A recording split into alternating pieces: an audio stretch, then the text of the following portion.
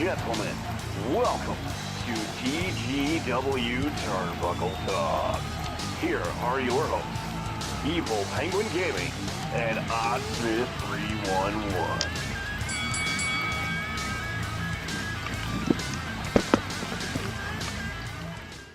Ladies and gentlemen, welcome to TGW Turnbuckle Talk. If you can't hear me for a second, don't mind, because I forgot to plug my hard line in. I'm doing that right now. Oh, okay, that's plugged in. Now we'll wait. Wait until it says, well, it's not saying it's plugged in, but, oh, there it goes. Oh, okay. What a great start. Oh, Hi. yes. I am Evil Penguin Gaming, here with my lovely co-host, my beautiful assistant, OddSmith311. Thanks. Man, I don't know how to approach it. like I told you, I'm kind of out of it, because, this is supposed to be a 2018 Survivor Series review.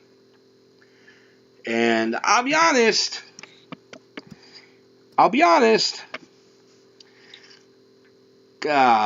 kind of really upset with the way that show went.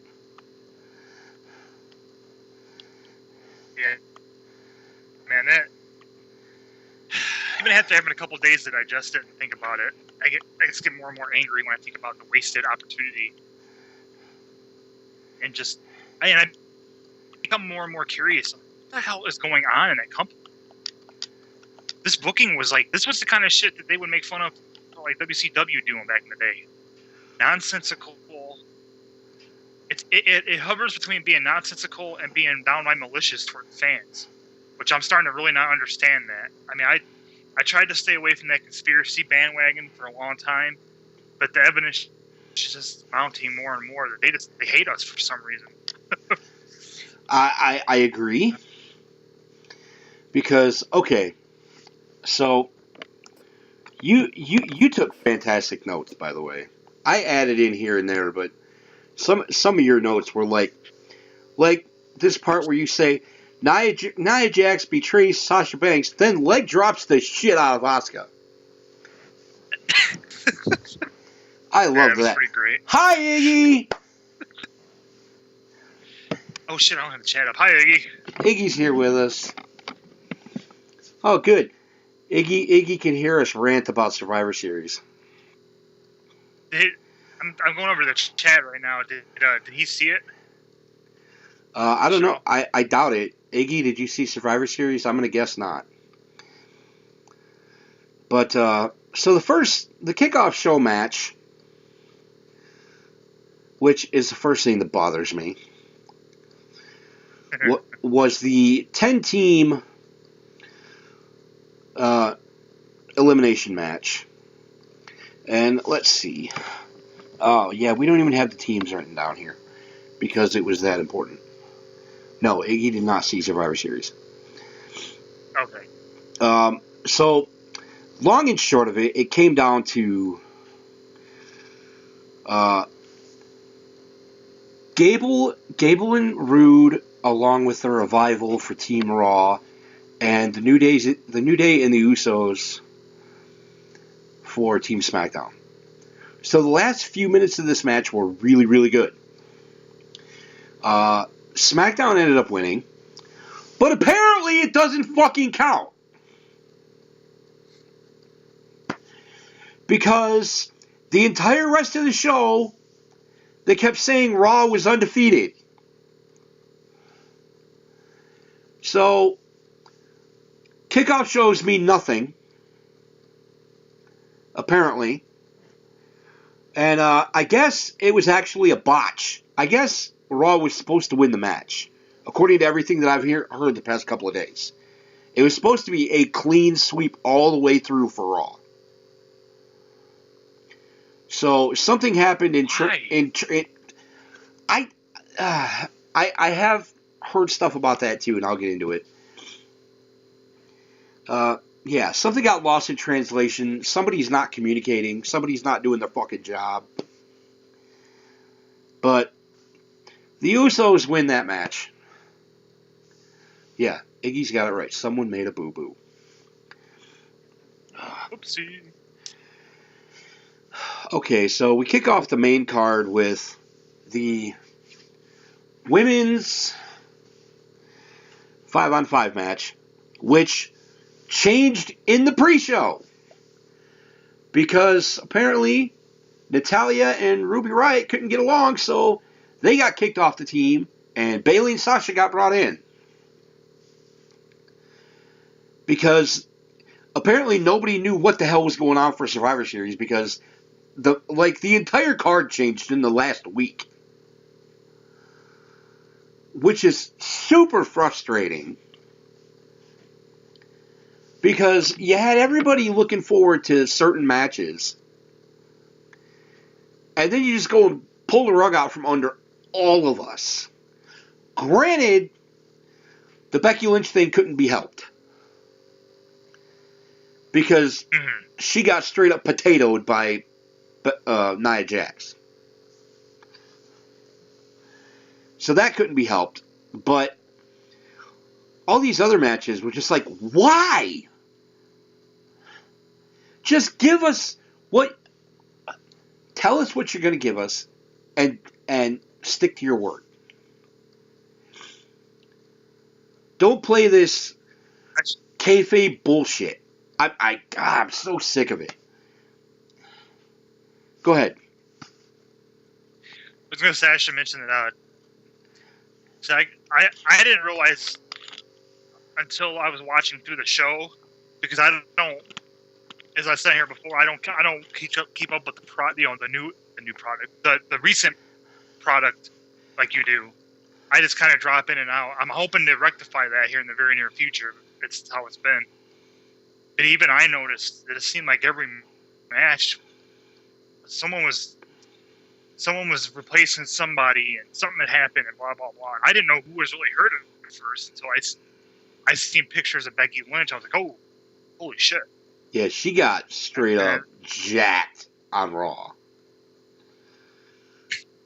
And now, yeah, and now they're playing this whole thing up. They're taking a real life situation, a real life injury, and making Nia Jax look like a monster fucking heel because of it. They're cashing in on a real life injury, which I think is bullshit.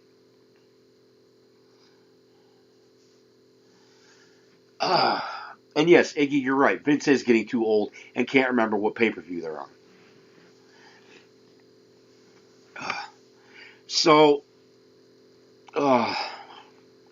Yeah. Like, we have written here, typed. And props to OddSmith on this because he took great notes throughout the night. Thank you. Including, who eliminated who, what the finish was. It was great.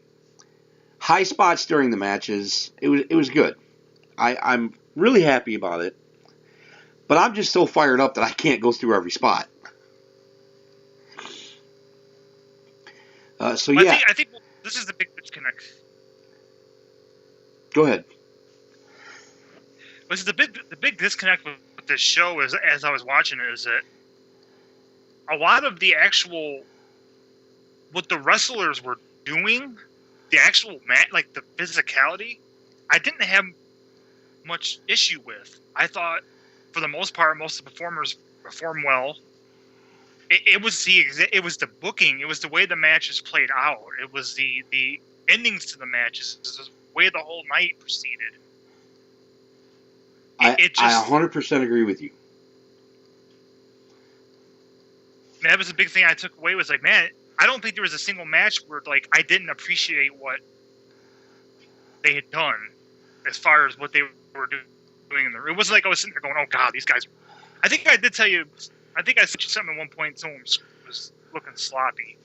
I think that was the Authors of Pain match. Yeah, it was. Or was that the pre-show? No, I think it was the Authors of Pain and Bar match. Which what it was, I think I told you, one guy I thought seemed kind of like he kept. But I mean, then again, whatever. I mean, it happens.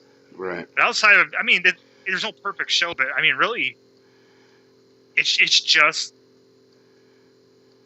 the way the show was booked. And it's because it's not even like it was booked. Got to make the distinction between going, I didn't like how the matches turned out, versus I didn't like how the thing was put together. And there is a distinction there, because if you're looking at it from just a fan point of view, well, maybe I wanted this person to win, but they didn't win. But at least it was a really good match and it told a good story. Right. This is more. I think this show was more like, what the hell is going on? Like, what are you trying to get across here? Oh. All right, Iggy. Have a good night. Take it easy, man.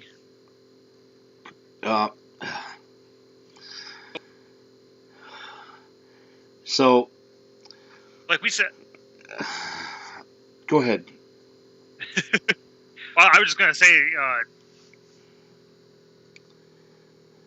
there was a lot of good spots. There was a lot of good action. There was a lot of. They did well. I mean, what can you say? The wrestlers. Oh, yeah. You can't blame. I don't blame the performers in this at all. It's not the performers' fault. They're just doing what they're told. I do blame the booking. But the thing is, when you look at Sunday night compared to Saturday night, oh my God, night and day. It's almost impossible to believe it. It's technically the same company. Right. It is unbelievable, the difference. Like every one of those matches, anytime I watch an NXT event, I don't watch the show like you do. Whenever I watch any of the pay-per-view, the takeovers, this was 4 games this time. It scratches this itch that I have for wrestling, which is why I like to get a little more into watching the product more regularly. Versus at this point, man, after this show, I'm getting kind of burnt out on WWE. I don't even really watch it like you do, but it's just like when I do watch these shows, and when I do pop in and see what's going on, I'm like, what is happening? Like it's just so brutal. It's Brutal is a good word. But yeah. So Nia Jax ends up. It's what? Asuka for Team SmackDown versus Nia Jax and Sasha Banks. So Sasha Banks goes up to the top. Nia pushes her off. Asuka ends up beating her. And then, as you so eloquently put, Nia Jax leg drops the shit out of Asuka. And Samoan drop for the win. And to WWE's credit, nuclear heat for Nia Jax right now. Because of what she did to Becky. I gotta say, I'm genuinely surprised. I was kind of caught off guard a minute ago when you was so angry about them using that injury. That's like 101. They do that all the time. Like I know they do it all the time. I just don't like it. Oh, well, fair enough. I don't like the fact that they're using, especially a concussion, because concussions have knocked so many people out of the ring. And not just in wrestling. You look at, especially the NFL, with the concussion problems there. Okay. So, yeah, it really, really irritates me. So I can just picture a conversation where, Becky Lynch tells Nia, make sure that you really, I don't know. Oh, that match will happen eventually. And Oh, yeah. Nia will get absolutely destroyed in that match. I told you, man. One of the first times, if not the first time I ever saw Nia Jax lose, was last year's Survivor Series when Becky Lynch made her tap. Yeah, and I'm surprised nobody bothered to bring that up. Go figure. That's weird. Not that I thought that they were like trying to plant something a year ahead of time, but it was already there. Or why not? Yeah, why not capitalize on it like they try to capitalize on everything else? Yeah, I mean, if you're going to take advantage of someone's injury, you might as well go. I mean, going all in. Yeah, because this could have been.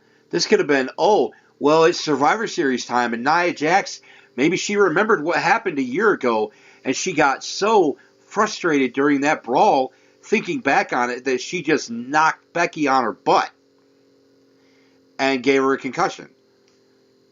So it's right there. Mm-hmm.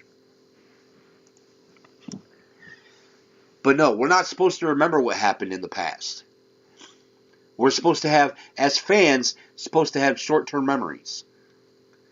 Why give us the WWE Network if we're supposed to have short-term memories?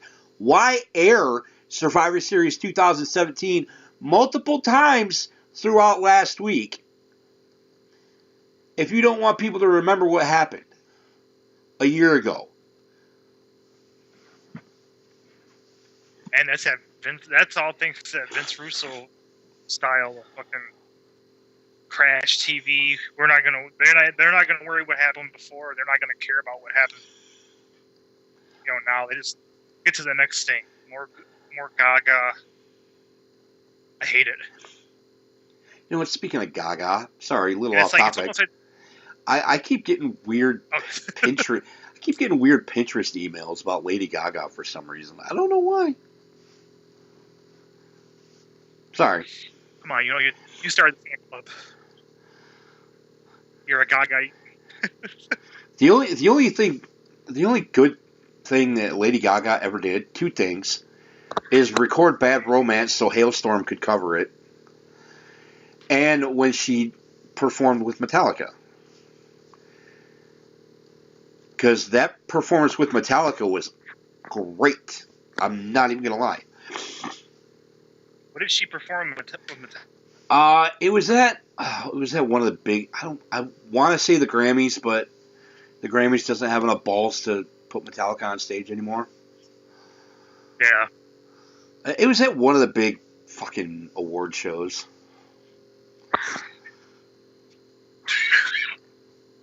I have to go back and look that up, man. I don't remember that. I'll look it up on YouTube later and I'll send it to you. It's really, really good. So anyway, next match. What should have been a dream match. Seth Rollins versus Shinsuke Nakamura. I feel that these two really held back. Oh, yeah. Because this match could have been absolutely amazing. Because both guys are phenomenal in the ring. And it just was, the match itself it was still a good match, but it just wasn't up to par of what it could have been.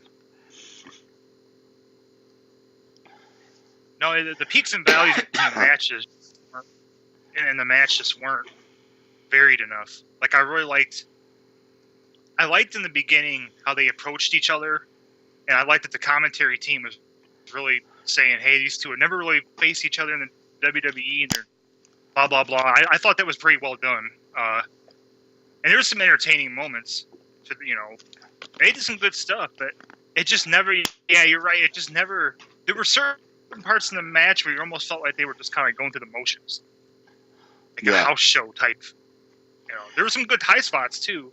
At the end of the match was got the audience going pretty good. Yeah. I love that you have here, Superplex into Falcon Arrow is still cool every time I see it. I love that. You know why I love that? Because that shows that you're a fan. You're not just taking notes, okay, this happened, this guy won the match. Oh, no. You pop look, for I've high. never You been, like, still pop for high spots, and I love that. I just appreciate it's like when was it Alm? I don't know if it was Almas that did it or Gargant. I think it's Almas where he does the moonsault and lands and then does it and miss like on his feet because they roll all the way. Then he does it again. Yeah, it's almost Stuff like. I mean, I've never been a super, but I know enough to know how much athleticism and muscle and how careful you have to be to do those things right in such a way to where you don't just completely rip your back apart. I mean, and Rollins, man, Rollins one of the best. I mean, it's so weird to me how the word I keep thinking of when I keep thinking this match is muted. It was just. I agree with that. It was. I can't speak so much to Nakamura because I don't know him as well, but Rollins has seemed muted for a while to me. Like seeing what he can do before. Maybe part of that is he just decided to slow down so don't get hurt as much, which is understandable. But yeah, I don't know. The match just seemed like you said they were holding back. I think that's another really good way of putting it for anybody. You know, it seemed like the moments that should have been really energetic, just kind of like, hey, they're doing their thing. Yeah.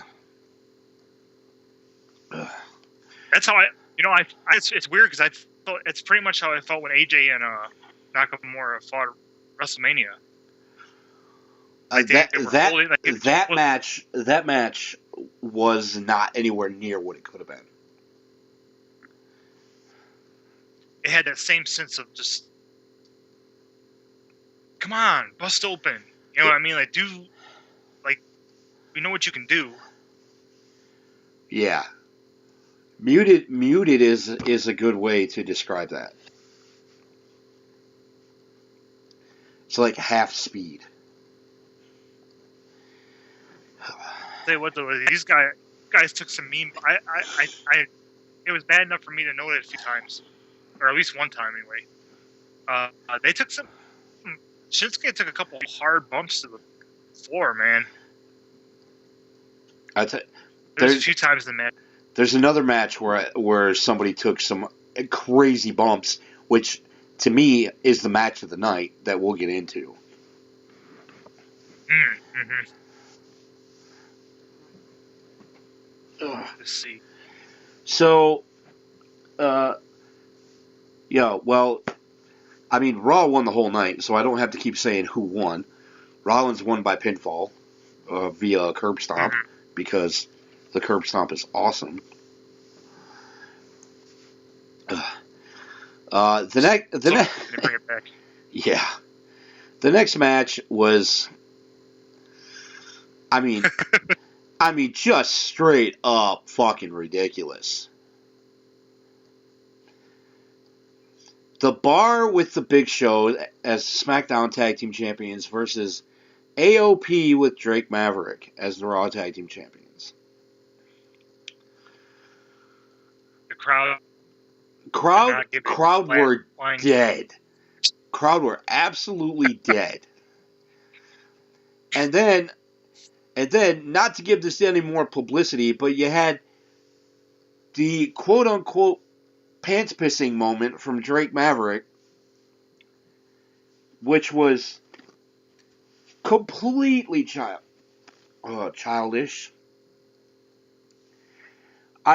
Forced. Yeah. I could not believe it. I was like, is this what this is being reduced to? Come on. And these are two teams that you know can go. Yeah. I mean, why not open it up and just let them be the ass kickers that they're supposed to be? Fucking pants fitting spot.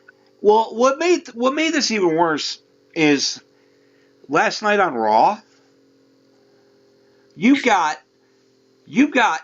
over 600 pounds of your tag team champions called AOP with a guy who pissed himself on live TV. So now the crowd is chanting at them AOPP. Oh my God. And like, that wasn't forced by WWE. That's the crowd. So shame on those bastards for that.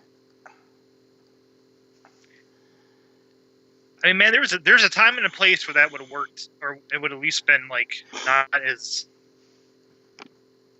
stark of a contrast to everything else going on. This just is not in this day and age. Not on WWE. At least maybe that is what it is. I mean, I would rather. I don't know, man. Sorry, I had to kill my input there for a minute. I had to blow my nose. Ugh. So, yeah. I mean, AOP hits their finisher, which is a cool finisher, that suplex into the powerbomb. Is a really cool finisher. I really like it. They didn't need the last chapter, which, to me, I don't really think is a great finisher. I mean, it's a clothesline with a... Well, it's a Russian leg sweep combined with a clothesline from hell. More or less. Yeah, it's kind of a weird mixture of moves. Like, yeah. This one makes you fall backwards, and this one makes you fall backwards. We'll just do these two. Whatever. So the not downplaying it. Go ahead.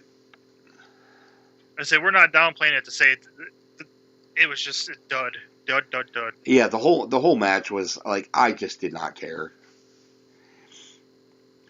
But one highlight throughout the entire night was R-Truth.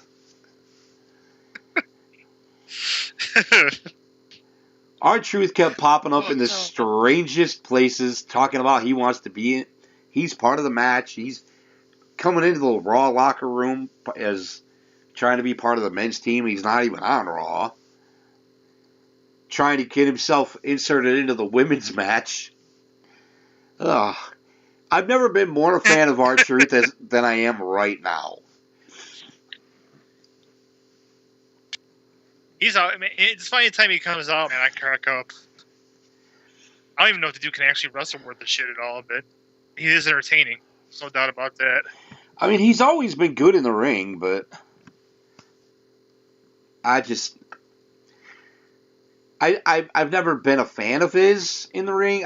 I'm not a fan of the character. But when he does this funny stuff, I dig it. So, next match, my match of the night, personally, Mustafa Ali versus Buddy Murphy for the Cruiserweight title. No Raw versus SmackDown crap. It was just two guys going out there and fighting for a championship. The only actual title match on a Big 5 pay-per-view. Which is a fucking crime. Oh, I didn't even think about that. You're right. It's ridiculous. But yeah, this match, I mean, the bumps that Ali was taking off the top rope down to the floor were absolutely insane. Oh, dude, there's a couple times I'm like, oh my god, dude, how is he not like knocked the fuck out? Right. And then, yeah, that Spanish fly from the announce table. Oh my god. That was a beautiful spot.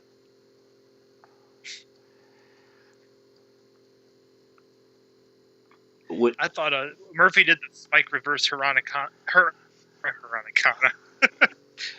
Rana. I was like, dude, I love the reverse Hurricane Rana to begin with. And the way he hit it was like, oh god. Like, yeah. But, I mean, for the crowd to actually start a 205 chant, when most people really don't care about 205 Live or the cruiserweights, I thought was really, really cool. Because I watch 205 Live every week. You know, I'm a mark. I used to hate the cruiserweights in WCW. But especially since Triple H has taken over 205 Live, it is so good. It's funny you say that because I was just sitting here thinking about this match, and you know, obviously I didn't know these guys like you do, but it was of any match on the card, just the way that it went through the whole way and just the way that it was pulled off, it reminded me of an NXT kind of match. Exactly. Like,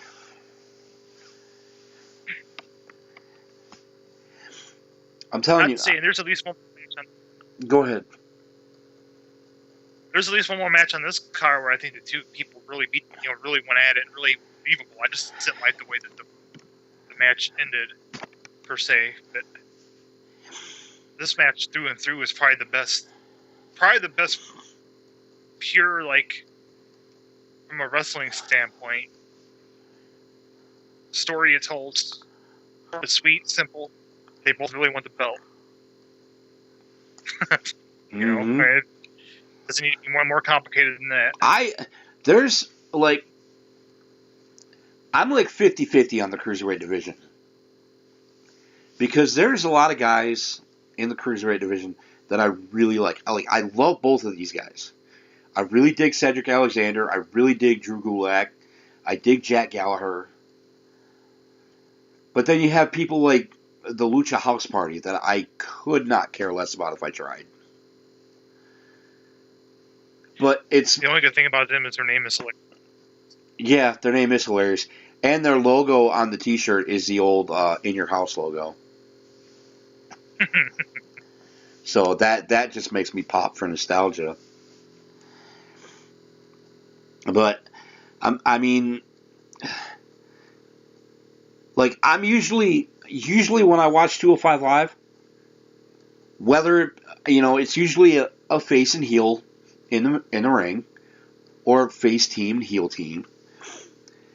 And there's usually at least one guy in the match that I like. So, I tell you what, I actually didn't get to watch this week's 205 Live. I still need to watch it. Which kind of irritates me because I didn't get to watch it before Survivor Series. But I would actually highly recommend watching it from week to week. That and I need to. Like, if you don't watch the main roster, I wouldn't blame you. Watch NXT, watch 205, and watch NXT UK. Because that's even really good.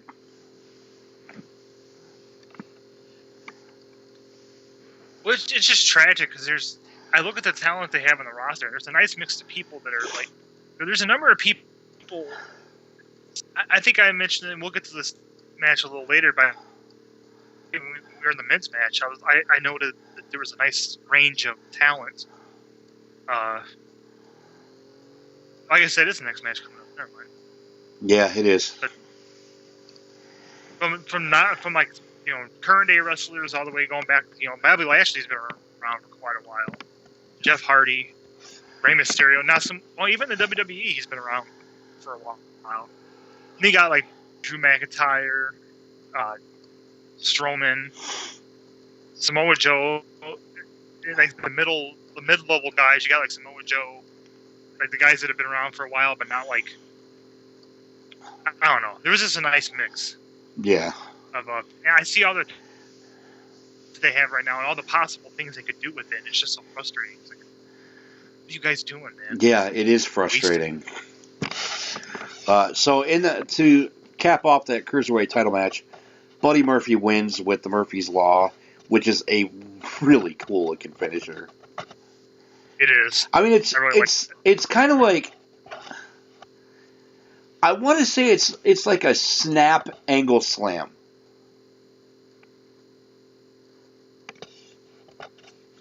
That's a good way of putting it. I mean, that's really the best way I could put it.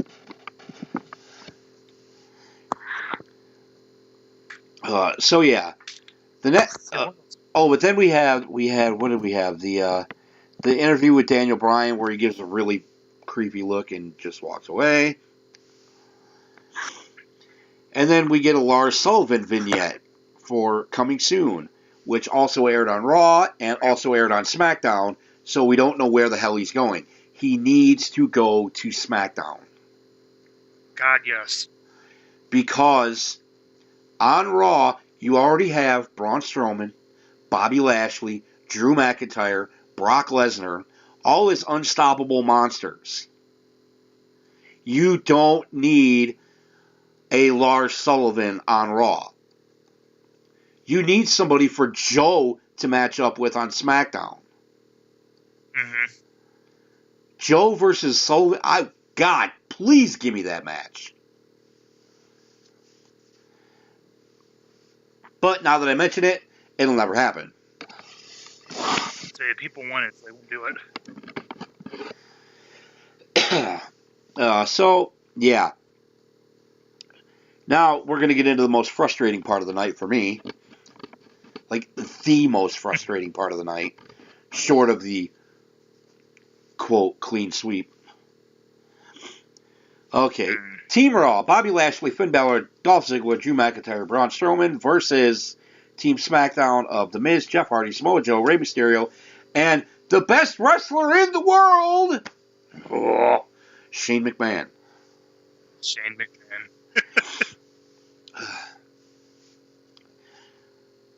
So, to preface this, Stephanie McMahon last Monday on Raw told Braun Strowman that he could have a match with Baron Corbin and have a Universal title match with Brock Lesnar as long as he played ball and cooperated with this match. Okay. She also told Baron Corbin that if they get a clean sweep on the night, that he would become permanent general manager of Raw. So, the first thing that infuriated me was Samoa Joe getting pinned in less than a minute. Oh, dude, that was just... Could you possibly make him look any weaker? This is Samoa freaking Joe, who I've been watching for over a decade and a half, who has been tearing through people the entire time because the guy is a legit beast. And you put him down in less than a minute now, don't get me wrong, I love Drew.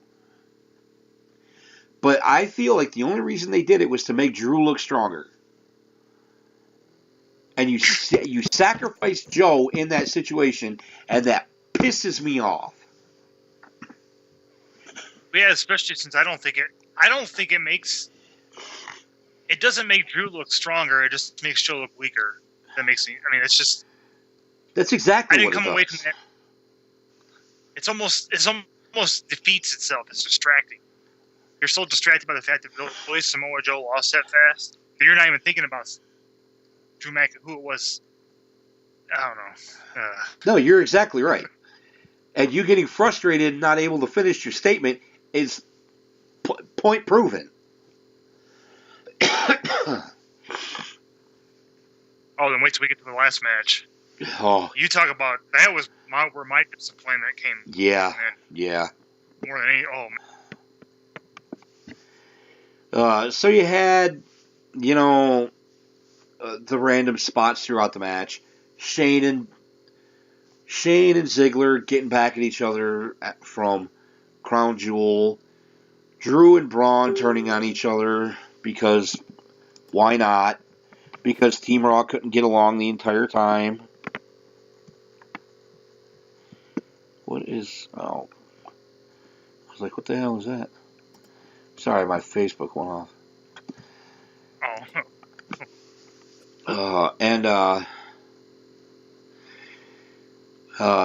Braun being laid out on the announcer's table with Shane doing his normal near 50-year-old man crazy ass flying elbow. Because, that's normal for a near 50-year-old man. Well, yeah.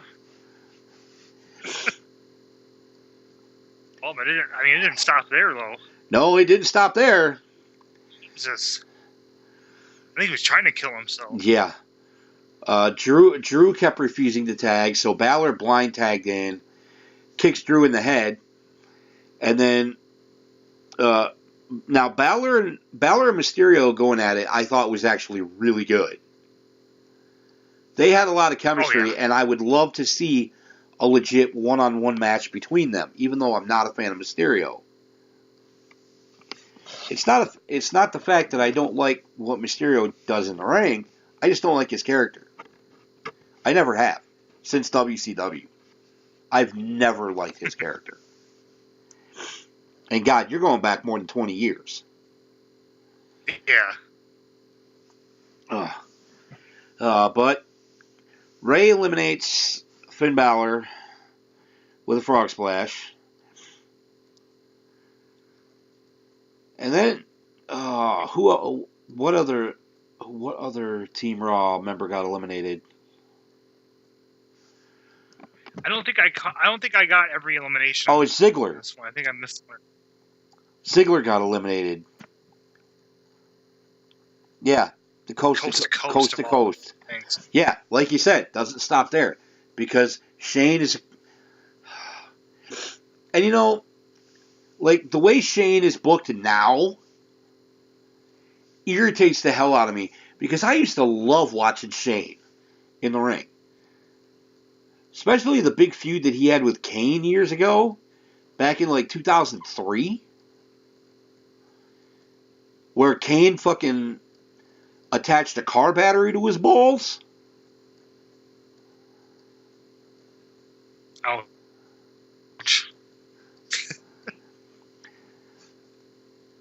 And, the match with Kurt Angle at King of the Ring, where Kurt Angle kept putting him through the glass. Oh, yeah. I've heard it really... It irritates me.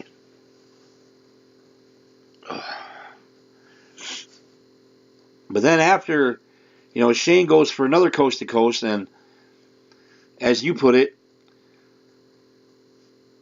Strowman knocks the fuck out of him with a clothesline out of nowhere.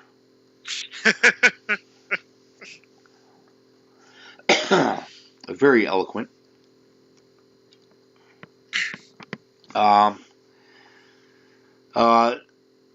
Strowman ends up tagging in and just beating everybody. It's like a cascade. Oprah Strowman, you get a power slam. Andy, you get a power slam.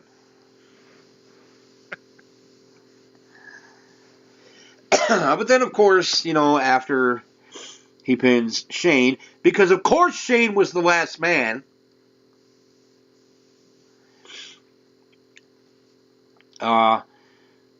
Corbin, standing outside the ring, decides to clothesline him from behind and then run off like a little bitch.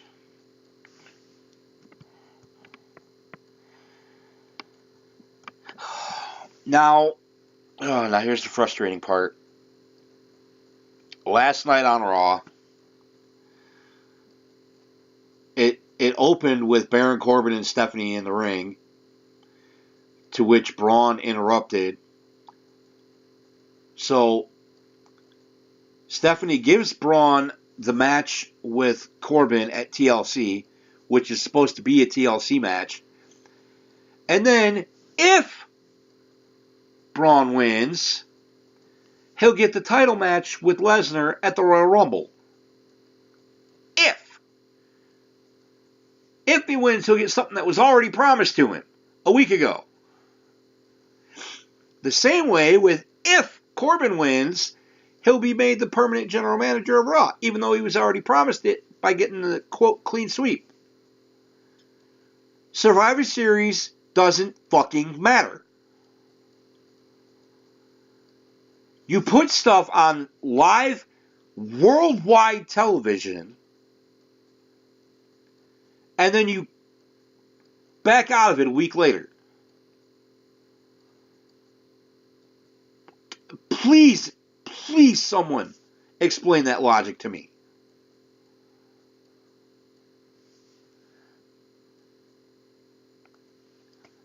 There's nothing logical about how this show was booked, to me. Oh. I really...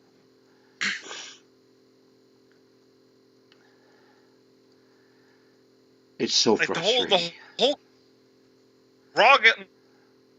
The thing I liked about Survivor Series last year was that even though Raw won, they did it in such a way to where you really didn't know what they were going to do, even though you kind of suspected. Yeah. Because I remember, like, when I think Raw won the first two last year, and then, like, remember, it was actually Corbin came out and beat, I think it was The Miz, pretty handily, and from there, SmackDown actually got on the board, and they kind of went back and forth, and it told a good tale. Last year's Survivor Series was such a contrast to this year. Last year's was so good. Last year's was great. This year's was awful. Oh. So, I'm guessing that you have a lot of things to say about this next match.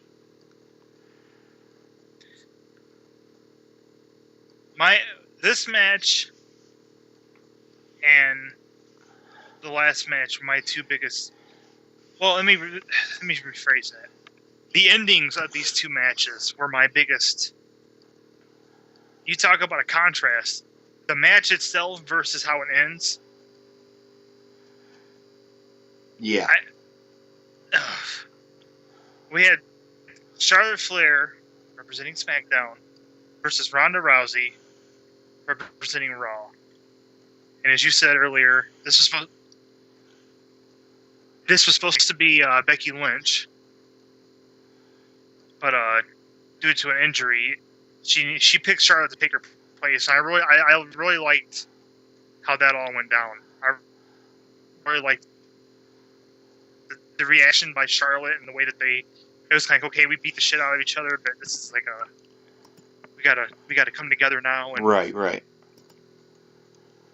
Really well done. Rousey just continues to impress how she's taken to this whole thing. Oh, absolutely. Like, this match was great. Oh, yeah. The in-ring competition during this match was outstanding. But yeah, the end just didn't make any sense. Well, this is my thing, I guess, and I guess this might be one of those matches where I think you can make more of an argument where it's more how I wanted it to end versus how, because of what happened with Becky, they could have had a really feel-good moment. Now, I will say one thing. I didn't know about, I don't know, I missed it somewhere. I didn't know about the clean sweep clause for Raw going into it, which still doesn't really change my feeling about the clean sweep. It just buried the shit out of Survivor Series, out of SmackDown, and pissed all over it. I mean, like, because I'm sitting there as you were talking about how they were fighting with each other. I'm like, yeah, even with them fighting and beating each other up, they still handily beat SmackDown. Like, well, maybe not with Ronda Rousey and Charlotte, because I think it should have been a feel-good moment. I think Charlotte should have won the match, then beat the shit out of her. Instead of, because that's, the match ended with disqualification. Charlotte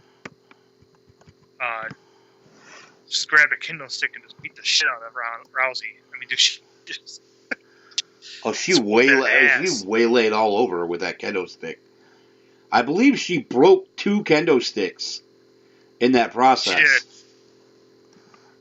I'd say, dude, Ronda was fucking... Well, then she come back in the ring with the chair and put Ronda's fucking neck in the chair. I mean, she messed her up. Oh, but before when she was walking back before that, don't forget there was the natural selection onto the chair. Yes. Charlotte just runs back in out of nowhere, just bam. I thought that it's like, dude, Rousey's got to lose eventually. Rousey could have lost here. People could have been really happy. You could have sent them home happy. I don't know. Maybe I think maybe there's more of a debate to be had with that one. I think maybe you can make an argument. Well, Charlotte wasn't supposed to be in the match, and she still got her revenge, and Ronda did lose. So I don't know. I guess that one's more debatable, but I mean, Charlotte cut a promo tonight. At least one of them.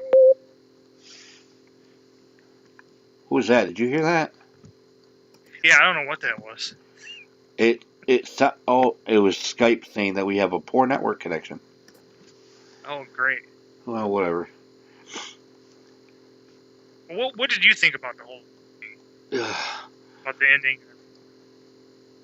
I mean, I saw the ending as Charlotte getting revenge for Becky. That's what I thought it was. I could be wrong, but I mean, who knows?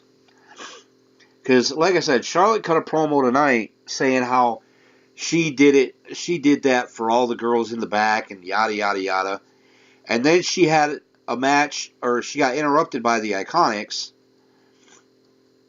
Had a match with Billie Kay, destroyed her. And then was like, okay, Peyton, come on, it's your turn. I'm not done yet. I still want to fight.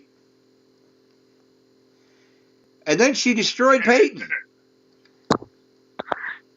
Oh, she was destroying Peyton until Billie came in and got DQ'd. And then she ended up finishing it, or Charlotte ended up finishing it with a double spear.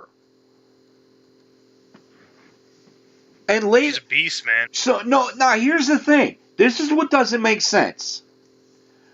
Everybody has wanted Charlotte to turn heel again because they didn't like Charlotte. Everybody loves Becky. So now that they're actually trying to turn Charlotte heel with this shit going on with Ronda, you waited too long. Because now what happened is you let Charlotte get retribution for Becky by beating the living shit out of Ronda, and then you put her up against two heels. Tell me how that makes any sense. Yeah.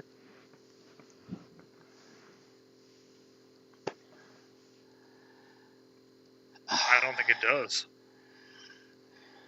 I mean, granted, the whole Becky situation has caused him to kind of pivot unexpectedly, but still, that doesn't mean that. If you want to turn Charlotte heel, you should have put her up against a babyface tonight.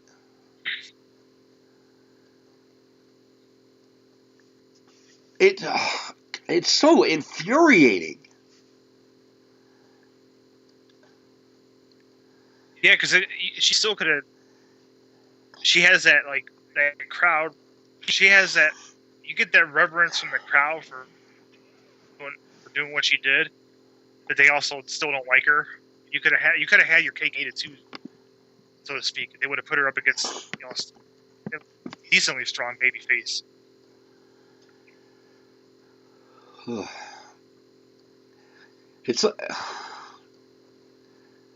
It's like they don't even know what they want to do right now. It's like literally booking on the fly because so much shit has happened. It's just unbelievable. Even though this show had a lot of variables and circumstances surrounding it, even the last couple of pay-per-views, I come away with the same feeling. It gets stronger every time. It just feels like there's some type of discord in their writing process and their booking process, where it feels like it's like several different people's. It's just all over the place. It's like they can't figure out what they're, like you said, they can't figure out where they're trying to go. It's like they can't. It's not coherent. It gets hard to keep up with. It's exhausting. But the biggest problem is, it always comes back to one man who has the final say on everything. And you and I say it all the time. He's too old. He is so disconnected from what people want, and he's just trying to make himself happy now. Until he leaves, that's all we're going to see is Vince McMahon booking the way Vince McMahon wants to see things go. Not the way that Vince McMahon thinks we want things to go. Case in point, Lars Sullivan being called up to the main roster. That guy needs at least another year of seasoning in NXT. He is not main roster ready. He has no promo skills. He needs more training in the ring. Like, don't get me wrong. Like, I'm nobody to say this. I've just been a fan for more than 30 years, and I know what I see. And I don't feel like he's ready. But Vince McMahon sees an over 300-pound beastly-looking sumbitch,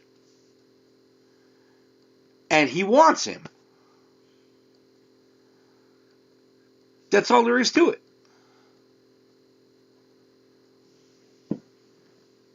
Oh, yeah, that's a Vince McMahon model wrestler right there, if there ever was one. Exactly.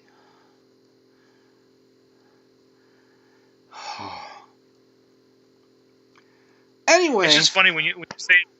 Go ahead.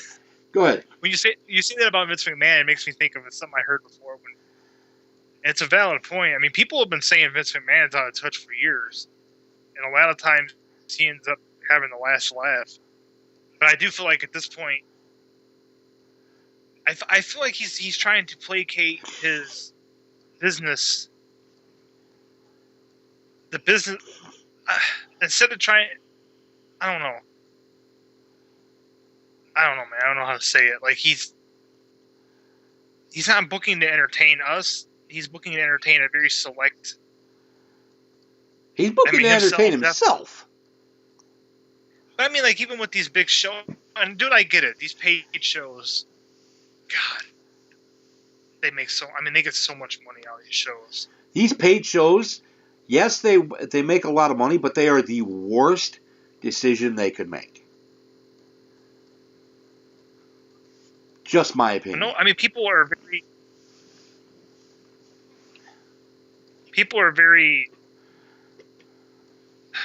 I don't know.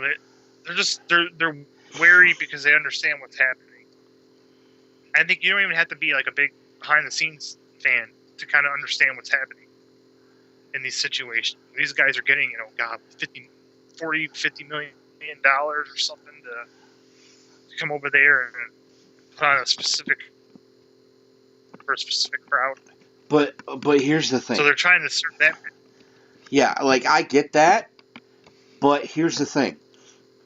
Would you and I have understood that 30 years ago?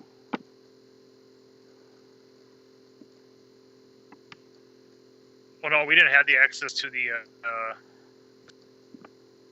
process, I guess. Well, not even that. I don't mean like knowing like the internet and blah blah blah. I mean at that age. Because WWE is very supposed to be geared towards family, geared towards children. That's why you see the Rey Mysterios all the time. An 8-year-old doesn't know who the hell Shawn Michaels is. Doesn't know why all of a sudden this guy that he's never seen in the ring before, they're making such a big deal out of.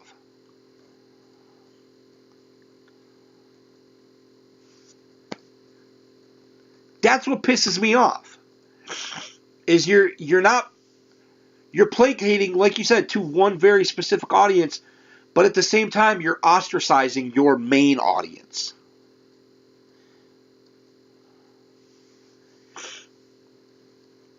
Yeah, because the way they're using some of these older wrestlers, now, I don't mind the older wrestlers doing something, having a program, putting over a younger guy, but when you got like Kane and Undertaker versus Shawn Michaels, Triple H in like 2018, to me, I wasn't even excited about that at all. There's like at least 180 years of life in that ring.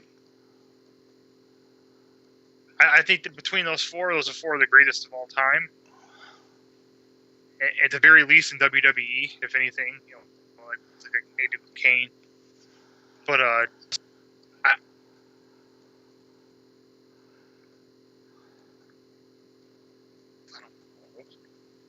I lost you there for a second. If it had been like Triple H and Shawn Michaels versus maybe, I don't know, Seth Rollins and Dean Ambrose. You know what I mean? Like, just throwing out just an example. Like, well, yeah, because like when they did the Shield versus Evolution. Yes, exactly. That's cool. That's the best of both worlds. Because it gets people to go, hey, who are these guys? Like you said. And not because you're seeing these younger people are seeing these wrestlers interact with their favorites. And they're going, well, why are these guys, where are they coming from? And they get them to go back and look into it. When they just flew. It's like, who the hell? Why is everybody so excited? Right. Anyway, Hey, you're fired up tonight. I am fired up tonight. We're gonna get into those paid shows at another time because it's ridiculous. But let's close out this debacle of a Big 5 pay-per-view by talking about the main event. Well, there is one last thing on the Charlotte Rousey thing. The ending aside, how I felt about blah blah blah, which, like you said, I think I don't even feel strongly about it now that I've been talking about it because I can completely see what they were doing. I really liked the realism of. I mean, first of all, Charlotte fucked her up. Yeah.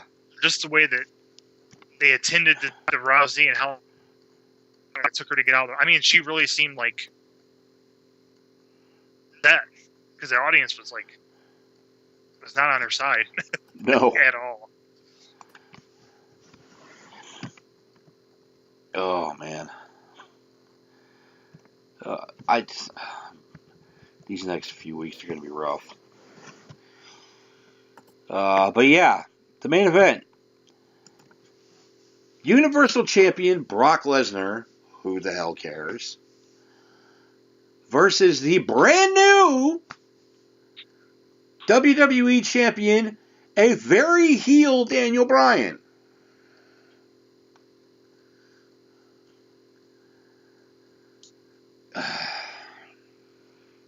Now going into this match, especially see the way Daniel was acting throughout the night. You're right at the beginning of the match. I'm like, I was waiting for one of two things to happen. I was waiting for somebody unexpected to come out of nowhere and get involved in the match, or I was waiting for Brock or for Paul Heyman to turn on Brock initially.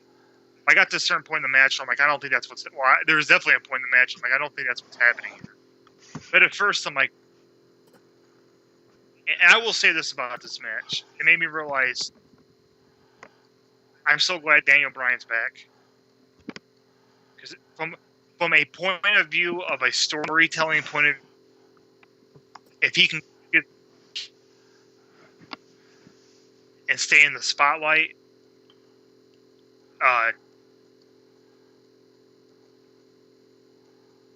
his ability to tell a story in the ring is almost next. I mean, just like Shawn Michaels level to me. Oh, seriously, it's second to none. No question about it.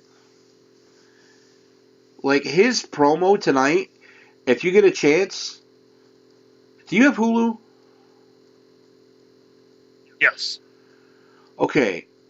Tomorrow, go go on Hulu and check today's episode of SmackDown. It's like close to the end. It was like the second to last segment because the main event was Mysterio and Orton in 2018 for some fucking reason. Yeah. But yeah, it was right before that. So go back and watch Daniel Bryan's promo from tonight, and it explains the whole heel turn. And I thought it was actually really, really well done. Because Daniel Bryan is a great storyteller. Well, that's why I had confidence going into this match. I'm like, well, it's even this. It was the same thing with the AJ Styles match. I mean, I think we talked about that back when it happened. Neither one of us really expected AJ to win. We expected it to be a great match, and we weren't disappointed. And that wasn't all AJ either. Lesnar, when he wants to, Lesnar can hang, man. Yeah, he even during this match, I thought he brought it during this match because he sold the shit out of that yes lock. Yes.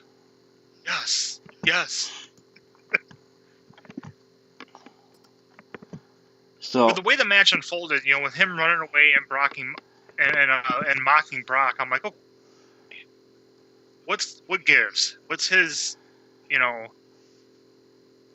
I mean, he's not a big guy. And you're like, well, right. He looks so cocky.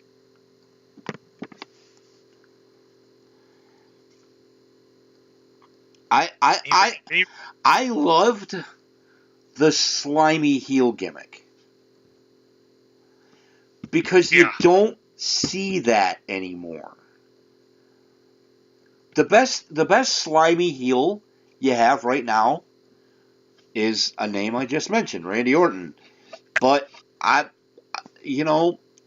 after 16 years of Randy Orton, I'm kind of over it. Yeah. Which is, I mean, it's weird to say that, man. I agree with you, but at the same time, I still think Randy Orton. Like if I know he's going to be involved in a match, I feel more confident that match is going to be a little better than I would have initially. I still think he's one of the better wrestlers, but I know what you mean. It's kind of at this point, after everything you've seen him do and come back, it's almost like Big Show in a weird way. You've seen him yo-yo back and forth so much. Yep. I mean, not as much as Big Show, but yeah. Like you said, you're like, okay, we've seen this. He's a Viper. Yeah. We get it. Yeah, and how many different nicknames can one person have? I mean, come on. It's like Triple H. Of course, it makes sense, so.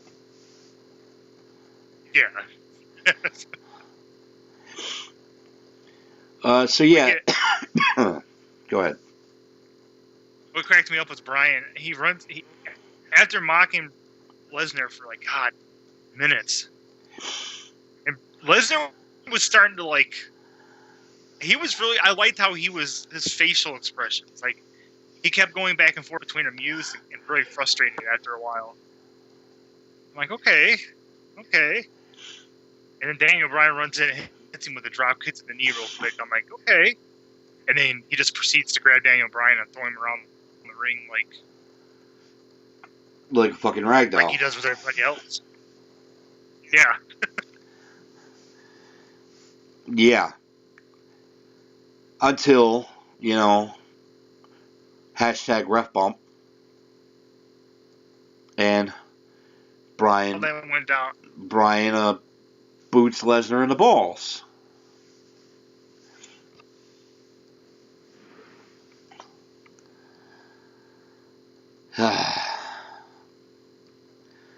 Did I lose you? Yeah, Okay. There for a second. I heard that noise again. When he kicked Lesnar, I'm like, and he went to go do that kick. I'm like, well, there's no way he's going to win here. But all of a sudden, okay, let me say this about this, and this is why I was so angry about this. Up until this point, even though I was kind of frustrated with some stuff, I was okay with the show for the most part. Like I said, I thought the wrestling was good. I was confused by some of the booking, but I think what was, for the first time in a while, I was literally like on the edge of my seat with this match. Maybe since the AJ Styles Brock match, maybe even more than that, because Daniel Bryan went the extra mile and cheated. It was that combination of him cheating and then his vicious, desperate aggressiveness. I bought into some of the near falls. I'm not even gonna lie. Yeah. I honestly, a couple times thought Bryan might actually win.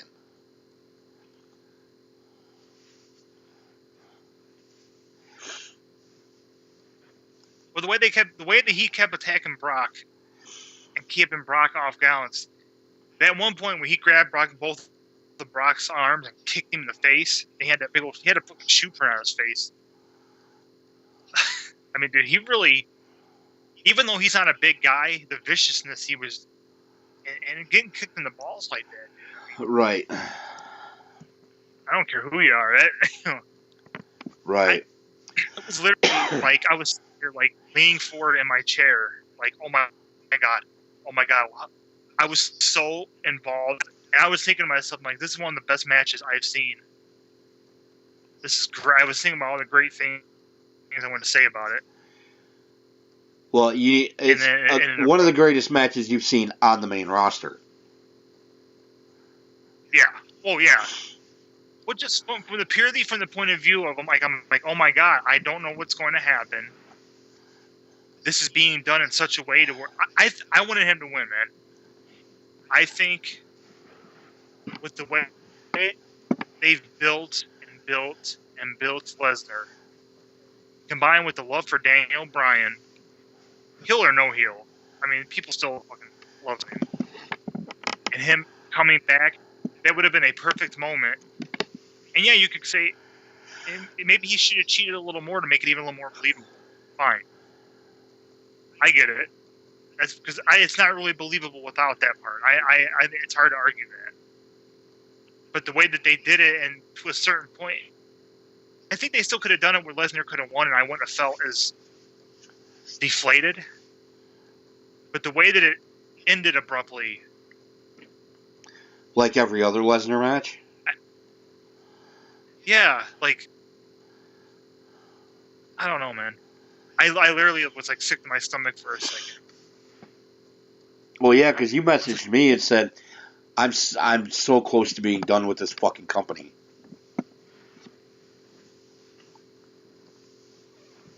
I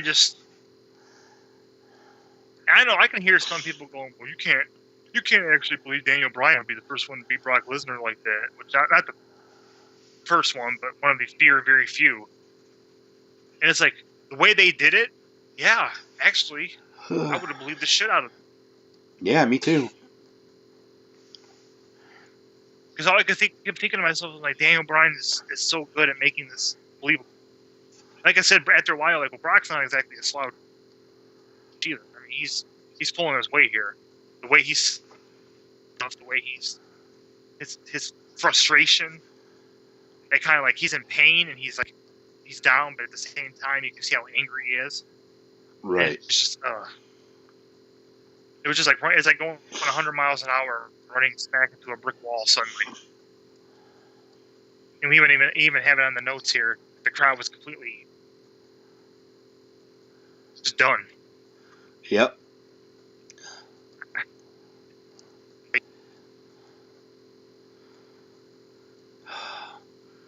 So, out of 5, booking aside, out of 5, what would you give this show?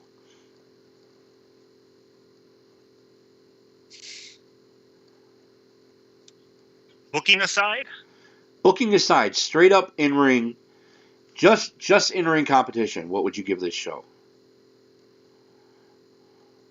As a whole show, probably like a 3.5. Maybe a 3. Yeah. Split it, 3 1/4.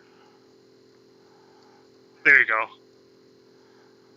Because there's a lot of good stuff. There was a lot of good stuff, but there was a lot of stuff that could have been a lot better. Exactly. So I think it's a whole show. I don't. Two maybe. Man. With from the booking aspect and just. Yeah, with the booking, I don't even know that I would give it that much. Because... Especially compared to last year. You said that already, but man. Yeah. When, compared to last year's Survivor Series and compared to the show the night before. Yes. Oh yeah. Because TakeOver was a, 17-star show.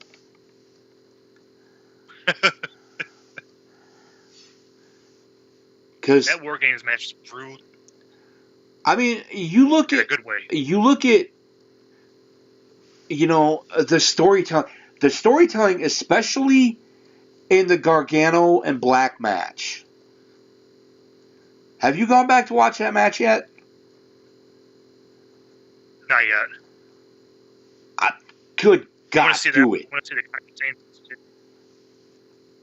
Every one of those matches was great with the in-ring competition. But the storytelling in Gargano Black was, oh my God. But, in-ring, Dream and Ciampa won the night. That match was unbelievable. Ciampa beats, man. He's so believable. I mean, dude, every time I look at him, I'm like, this dude looks fucking evil. He just he looks like an evil troll under a bridge. I'm telling you, albeit, I hate the fact that you have the Velveteen Dream in TGW. Because I want him. That dude is going to be a champion. Yeah. He is so good. Because ring it in the mic too. Yeah. In ring, on the mic, or just body language. He's just so good. And did you watch Tough Enough when they brought it back a few years ago when he was on it? No, I didn't. Okay, he was on that season, and so were Mandy Rose and Sonya Deville. None of them won. The kid that won couldn't hack it. Didn't even barely had 1 or 2 TV matches for NXT. Funny how that works. It really, really is. And so the Velveteen Dream, Patrick Clark, no one liked him. He was a douche on the show. He got eliminated, went back to the Indies, finally got signed to NXT, he was coming out in American flag, bald eagle, full tights. You'd have to see him. It was bad. And then he comes up with, I don't know who came up with the Velveteen Dream gimmick. But my God, it's got to be one of the best gimmicks I've ever seen.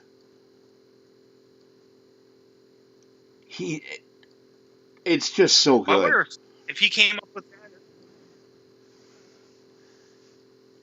that. You cut out. I wonder if he came up with that, or if that was something that was suggested to him and he kind of took and ran with it. I don't know. I would love to get inside his head. I want to hear him on a podcast. Oh, yeah. You keep up on the podcast a lot more than I do. Do you keep up with Jericho's or JR or Austin or anybody like that?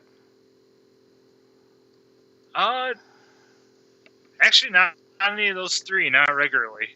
When I was working at the workshop and I was on the computer there more. I was keeping up with those guys, but mostly lately it's just the the MLW stuff. Yeah. Something to wrestle with, and so on and so forth. Well, if you can keep up with like the other wrestling podcasts, if you ever hear of one with Dream on it, I want to know about it. Because like, I tell you, one that I listen to. Go ahead. Oh no. Oh yeah. Oh, you said you'll keep your ear to the ground. I had because you were. This whole stream has been kind of choppy, and I apologize because, you know, my computer is shitty. But you're having your new computer tomorrow, and I'm so excited. Yes. But if you want to hear a really good podcast with somebody who's so over, go back and look up the Steve Austin Show with Elias. It's so good.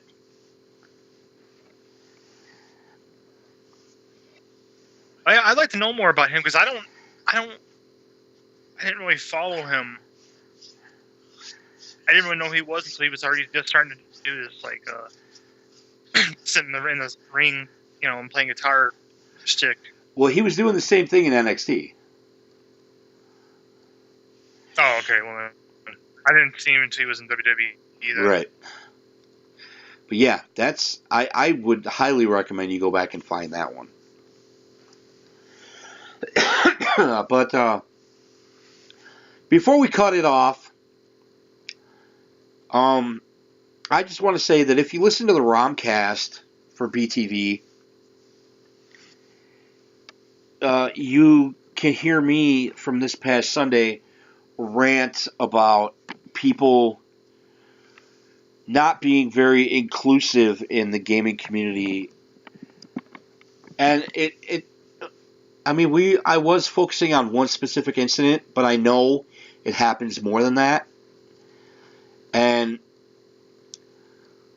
I just want to say again, if you want to be a part of the gaming community where people who don't know each other from anybody will bring you in and will respect your opinions and will try to engage with you in whatever kind of gaming you're into, please, become a part of our community on Discord. Follow us on YouTube. Follow us on Twitter, because we are the kind of people, and I'm sure, we're not the only ones who are good people in the gaming community. I'm just saying because I know us. Mm-hmm. We are the people who will encourage you to play games more. We will watch you. We will follow you. And we will be nice, quite frankly, the entire time. We're not going to come down on you for anything. Yeah. It just goes... Or make fun of somebody. Yeah. It goes back to my new mantra of don't be a dick. Don't be a dick. It's that short, sweet. It's that simple. That's my new mantra. It's my new slogan. Don't be a dick. Because... Well, man... Go ahead. Yeah. Go ahead. Well, it's just... There's so many avenues that... Like, I see a lot of groups on Facebook where there's people constantly fighting over... Making, arguing about what's better, PC or console. Or cracking on people who like to play mobile games. Or going back and forth with Fortnite and PUBG to the point where it's like, dude... Just who cares? Like... Can't we just enjoy the fact that there's enough games to satiate everybody's taste? If you don't like a game, don't fucking play it. Like I can't even summon the energy to even want to engage in one of those conversations. I don't care enough to Yeah, there's games I don't like, and there's games I like, and we can talk about them, and have a laugh at it. But man, people just are just unpleasant. It's like I was, because Felix and I were talking about this after you dropped off the face of the earth the other night. And it's like with this 19.4 stuff with Iggy. I don't know anything about it. Like the hacking simulator thing, not my bag, but I'm engaging with it because we are a community. I'm including myself. I'm not including myself. I'm being included. I'm being asked to be included, even though it's not my thing. The same way that you and I are with Felix trying to get, include him in our TGW stuff, even though he's not a wrestling fan. The same way I come and watch you play God of War, even though, because I like watching it, but it's not the kind of game that I would play. And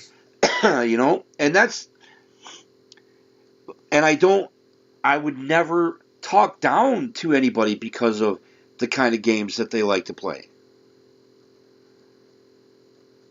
And when I see shit like that, it frustrates me beyond belief. People like me, I started airing my Super Mario World playthrough today for Super Nintendo. There's so many people who would be like, oh, the graphics on that game suck. Why are you playing that old-ass game? Playing that old-ass game because that's a fucking amazing game. Somebody actually say that? No, but I can see people saying that. But, yeah, just shit like that. When people are so fickle,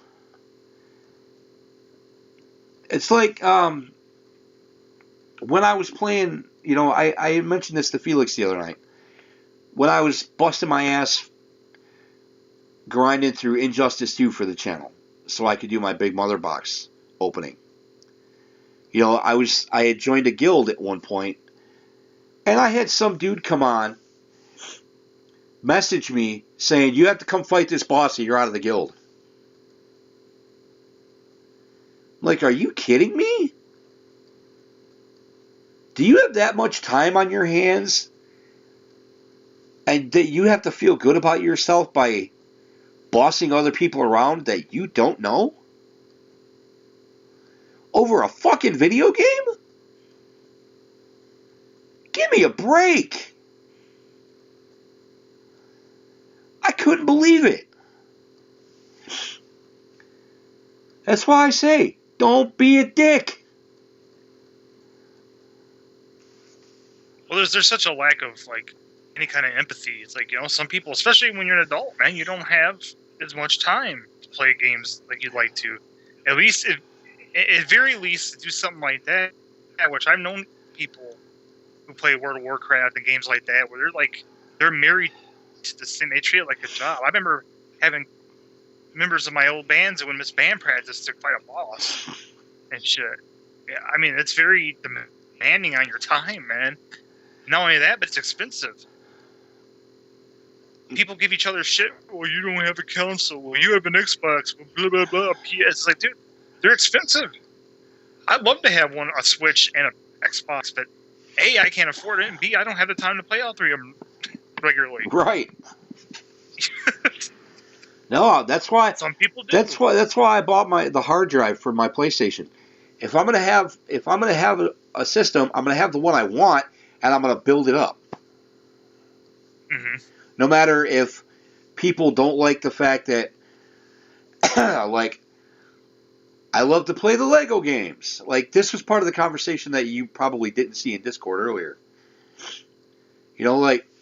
I called myself the wimp gamer out of all of us. Because I play the Lego games. Okay, I brought your name up. Because I said you play the Lego games too. But then I'll see you go on and absolutely destroy shit on the super hard modes of Doom and God of War. And it's like, holy hell. But do I feel bad that I'm not as good of a gamer as some other people? Not in the least. I don't care how other people look at me because of it. Even that premise is kind of like, I think the thing of being a good gamer, I don't think that's a thing. You're either a gamer or you're not. I mean, like take a game like The Last of Us. You saw what happened there. Didn't hate it. Wasn't that good at it. Didn't enjoy it. Whereas that's a game where you really enjoyed and really could play. Went through it several times. It's the same thing with Resident Evil with Felix, where it's right. Yeah, I brought that up too earlier. I don't like. Yeah, it's just anybody. If you take the time and look what you're doing right now with Kingdom Hearts, you've been talking about. Oh yeah, my proud mode on Kingdom Hearts. I mean, you don't think you can do it until you do it, and it's like, and it's usually with a game that you really enjoy. Right. A game that you bring up like God of War and Doom. I've gotten really good at those games, but I've also Jesus Christ, I don't know. I mean, hour. I mean, 9 hours. It took 9 hours to play through the game in one sitting. Like, I played through that game. That was still super awesome, by the way. Thank you. I was thinking about that the other day. I'm like, I don't remember. I don't know how I pulled that off. It's been a while since I did something like that. By the end of it, I was like, I just got to get through this. I practice, and that's what I'm saying, man. You do it so much, and you get so comfortable with it. And yeah. I think that's with any of us do that with any games that we play a lot. There are so many games I suck. I'm not good at fighting games. Now, do I think I could get good at a fighting game if I tried? Sure. I figured out that you're not good at fighting games. Yeah, but I don't play them. Right. I don't really like them. Like, but then again, I do like. I'm not even that good at fighting games. I play them all on easy. That's why I don't fucking go online. Because people are dicks. They'll laugh at you if you're not that good. I don't feel like getting laughed at by a 12-year-old in his mom's basement. Don't be a dick.